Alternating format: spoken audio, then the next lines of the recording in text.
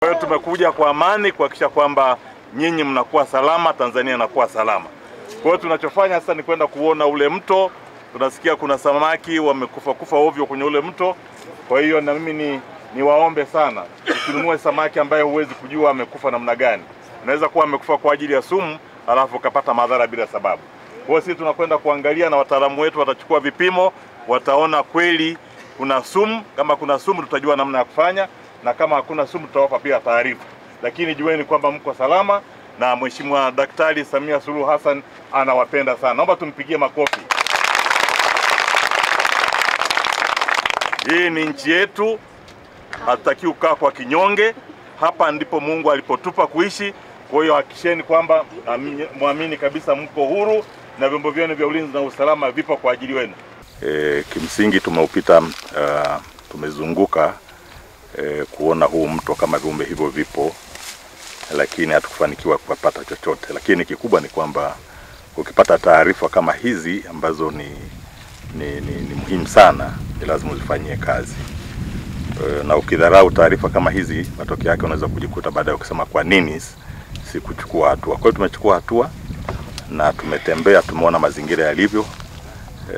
Kwa hiyo vijana wetu wa usalama watapita maeneo yote kupata taarifa sahihi, alafu tukiona kama kuna ukweli wote, basi tutachukua hatua na tutajulisha umma kwamba ni kitu gani kimetokea. Lakini kwa sasa hivi tumeona mto uko salama, una flow vizuri.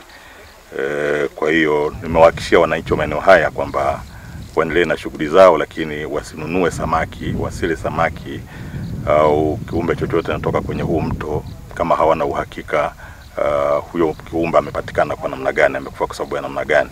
Kwa sababu kama kweli kuna hiyo sumu, anaweza akapata madhara. Tunaendelea na zile taratibu za kiafya kwa maana ya mwongozo wa Wizara ya Afya, kujua tetesi na kila habari yoyote ambayo tunadhani kwamba inaweza ikatokea kwenye vituo vyetu vya kutoa huduma za afya. Kwa hiyo tuwaombe wananchi wa maeneo haya upande wa Kigadi, lakini pia na wataalamu wetu, pale ambapo wanapata au atakuja mgonjwa yote ambaye atakuwa na dalili za kualisha, atakuwa na dalili za kuwashwa kwa mfano ya ngozi, au dalili zote zile ambazo zinaweza kadhaniwa kwamba zinatokana na mtu kula chakula au kula samaki ambaye ametokana na maeneo haya, wasisite kutoa taarifa kwenye mfumo wetu wa taarifa wa kutolea kwenye magonjwa, kutolea zile tetesi, ili mwisho wa siku serikali pamoja na Wizara ya Afya pamoja na sisi kama kitengo cha afya pamoja na mkoa uweze kuchukua hatua madhubuti ili kulinda afya zetu na usalama wa raia zetu. Kupitia timu ya mkoa, lakini pia kwa kushirikiana na timu za halmashauri na kwenye jamii kutoka maeneo ambayo yanazunguka eneo la Kigadi, tumefanya ufuatiliaji wa kutosha, na kama nilivyosema awali, hakuna mgonjwa yote aliyetokea eneo la Kigadi